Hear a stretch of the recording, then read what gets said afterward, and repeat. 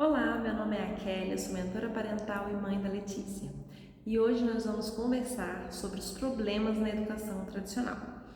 Na verdade, nós vamos falar especificamente sobre dois problemas da educação tradicional: as punições e as recompensas. Estudando o desenvolvimento infantil, uma das frases que mais me chamou a atenção foi a seguinte: para educar o outro é preciso educar-se. Então, quando eu for educar uma criança, eu tenho que entender o que eu estou fazendo. Eu tenho que aprender, eu tenho que me educar. Por quê? É muito fácil a criança, principalmente assim, a hora que a criança está tendo um momento de birra, uma explosão emocional, o adulto se descontrolar. Então, como esse adulto vai conseguir lidar com essa criança que já está numa situação de descontrole emocional se ele não conseguir se controlar? Então, por isso que ele precisa se educar primeiro, né? Então, e por que eu estou falando isso? Porque a maioria de nós fomos criados em meio a punições e recompensas, né? Só que se a gente puder parar para poder pensar, o que as punições e as recompensas ensinam para as crianças? Quais são os valores, quais são os princípios que eu estou passando para essa criança quando eu aplico uma punição ou quando eu dou uma recompensa? Um dos maiores problemas da punição é que, assim, geralmente a punição ela não tem relação com o fator que causou aquela punição. Por exemplo, você está lá, você está falando para a criança, guarda seus brinquedos, e a criança não guarda. Então você vai ficar sem televisão. Qual é a relação entre o brinquedo e a televisão? Não tem. E quando a gente para poder pensar, quando a gente leva isso para o mundo adulto, se você faz isso com o seu parceiro, com sua mãe, com sua amiga, é desrespeito. Mas com a criança é normal, né? E assim, e o que é pior? A criança ficar sem assistir televisão? Não, pior é que a criança ela não vai aprender nada com aquilo dali. E quem que vai guardar os brinquedos no final das contas, né? Então assim, a punição, ela pode resolver num curto espaço de tempo, né?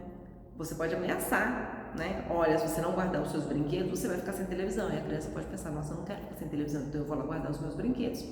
Mas como é que você vai resolver o dia que ela não quiser assistir, não tiver a fim de assistir televisão? O que vai acontecer com os brinquedos? Eles vão ficar lá? Então, assim, a punição, a criança ela age no medo, né? E qual o problema da recompensa? A criança, na recompensa, ela age só pelo benefício, né? Então, assim, se você guardar os seus brinquedos, eu vou te dar um sorvete. Ok, ela vai lá e guarda os brinquedos dela. Mas e se ela não tiver fim de tomar sorvete, né? E detalhe, e quando ela for adolescente, o que você vai ter que dar de suborno para ela poder fazer aquilo que é certo? Então, assim, percebe que nas duas situações a criança ela está agindo por fatores externos e não por fatores internos. Quando você pensa no adulto que você quer que seu filho se torne, o que você prefere? Que ele seja um adulto que haja pelo medo, né? Pela recompensa, ou que ele haja pelos princípios e valores que ele tem? Porque se a gente pode parar para poder pensar, pode até parecer uma comparação um pouco esdrúxula, mas dada as devidas proporções, você oferecer uma balinha, um chocolate, um agrado para a criança, para ela colaborar com você, é o mesmo caso do adulto que recebe uma propina para ficar quieto, para ficar calado. Então, esse adulto que é criado com base na punição e na recompensa, ele tem muito mais propensão a lá na frente ele aceitar esse tipo de coisa. Por quê? Porque o que ele faz não vem de dentro, né? Ele não aprendeu desde cedo a fazer o que é certo, a fazer o que é correto. Porque a criança tem que aprender, por exemplo, a guardar os brinquedos dela, porque a hora que ela quiser brincar, ela vai saber onde eles estão, para poder viver num ambiente organizado. E não porque ela vai ganhar alguma coisa ou porque ela vai tá com medo de perder alguma coisa, né? Então, assim, a gente tem que se policiar bastante para a gente poder, em cada correção que a gente vai fazer com os nossos filhos, a gente tem que pensar no que a gente está ensinando para ele. Quais são os princípios, quais são os valores que ele está agregando na bagagem dele, né? Aí você pode pensar assim, tá, ok, punição e recompensa, não, mas e o cantinho do pensamento, né? Será que é uma coisa boa? Né? Que assim, de alguns anos para cá, né, começou a falar-se que o cantinho do pensamento era bom para a criança, para ela se acalmar, para ela pensar no que ela está fazendo. Mas será? Será que uma criança com 4 ou 5 anos de idade tem maturidade suficiente para poder pensar e analisar no que ela fez, nas consequências, em como ela vai poder agir melhor? Provavelmente não, né? Se algum dia você ficou de castigo, tenta lembrar.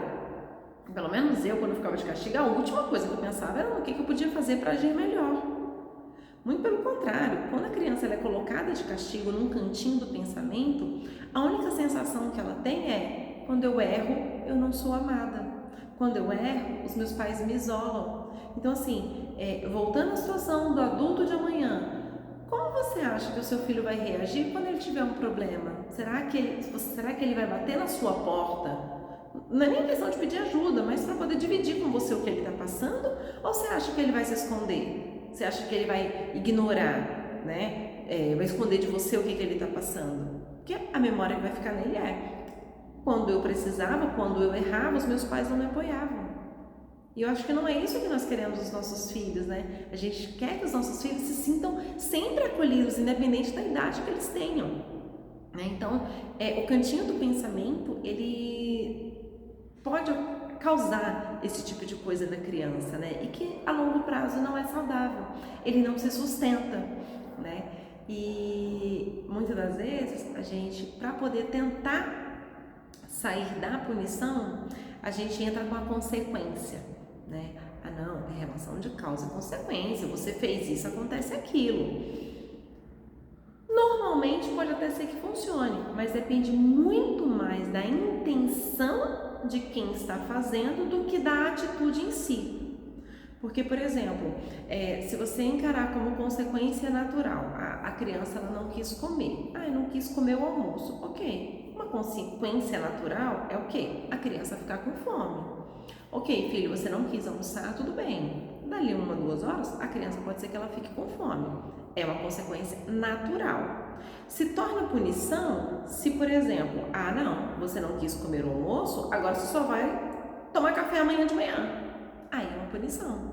Você não vai lanchar também e só vai jantar. Aí é uma punição. Não é uma consequência natural. A mesma coisa. Aí a criança, ela não quer estar um frio, ela não quer sair de casaco. Uma consequência natural é o quê? A criança sair sozinha e passar frio. Só que a gente vai deixar a criança passar frio? A gente vai deixar a criança correr o risco de ficar doente? Não. Então, assim, muitas vezes a consequência natural, que seria a consequência saudável, nós pais não permitimos. Por quê? Porque a gente sabe que vai causar um prejuízo muito maior. Então, assim, ok, como é que eu faço então, né? Nós temos algumas alternativas que podem nos auxiliar na educação dos nossos filhos. Eu vou citar algumas delas, tá? Vai tudo depender muito da idade da criança, do relacionamento que você tem com a criança e da própria situação em si. Uma delas é a pausa positiva. Se você está lá no meio de uma explosão emocional, que seja sua ou da criança, porque assim, como eu disse no começo, né? Educar é educar-se. Se você não se educa, você pode entrar no caos junto também. Então, uma das principais ferramentas que nós temos na educação é a pausa positiva, que no meio do caos, você parar e respirar, né? E se a criança está lá no turbilhão dela, você para e deixa ela se acalmar, né? O ideal é que você vá ensinando a criança formas de se acalmar. Outra segunda opção seria o lúdico, né? Isso funciona muito com crianças menores. Então, assim, a criança tá lá não quer tomar banho de jeito nenhum, naquela birra, naquela coisa. E aí você começa a inventar histórias, pega a história, o personagem que ela mais gosta, pega algum livrinho, alguma coisa, algum brinquedo e entra no mundo dela. Porque agora a gente vai dar banho nele, porque, nossa, como ele tá sujo. Então, isso a gente vai entrando no mundo da criança e a gente vai levando ela. Sem entrar naquela de, não, você vai tomar banho porque você precisa tomar banho, porque você tá sujo, porque você brincou. Não adianta dar palestrinha. Se a criança tá tomada da emoção, você tem que entrar no mundo dela. E a melhor forma é através do lúdico. Outra opção, uma outra alternativa é você sempre oferecer escolhas para a criança. Oferecer escolhas que estejam respeitando o momento da criança. É igual, por exemplo, a minha filha, né? Ela chega no mercado, chega em loja de brinquedo, ela quer colocar a mão em tudo. Eu dou duas escolhas para ela. Não qual é o problema dela sair colocando a mão? Ela pode atrapalhar as pessoas, ela pode quebrar as coisas, ela pode se machucar. Então, dentro do que eu acho que é certo, não é uma opção, ela sai metendo a mão nas coisas. Então eu dou duas escolhas para ela, filha, ou você vai no chão sem pegar nada, ou você vem no meu colo. O que você prefere? Dar escolhas para a criança não é escolhe o que você quer fazer, não, é dentro daquilo que você, pai, você, mãe, acha que é certo, limitar as opções dela, né? Mas, de alguma forma, ela tem alguma opção de escolha, né? Então a criança, ela se sente vista, ela se sente importante porque ela tem o direito de escolher alguma coisa do que vai acontecer na vida dela. Outra situação, uma outra alternativa é você escolher o que você vai fazer diante da situação.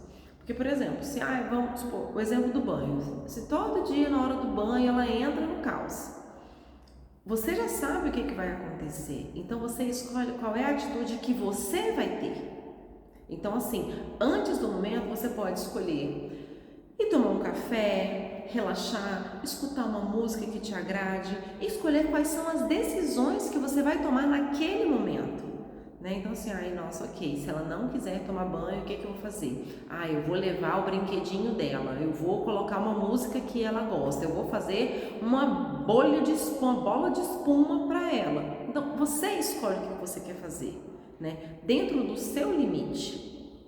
Uma outra situação é foque na solução do problema, né? Vamos supor, a criança tá lá no parquinho, ela tá lá chorando, berrando porque ela tá querendo o brinquedo do coleguinha e o coleguinha não quer emprestar. Tá bom, o que você vai fazer? Como é que vocês vão resolver essa situação?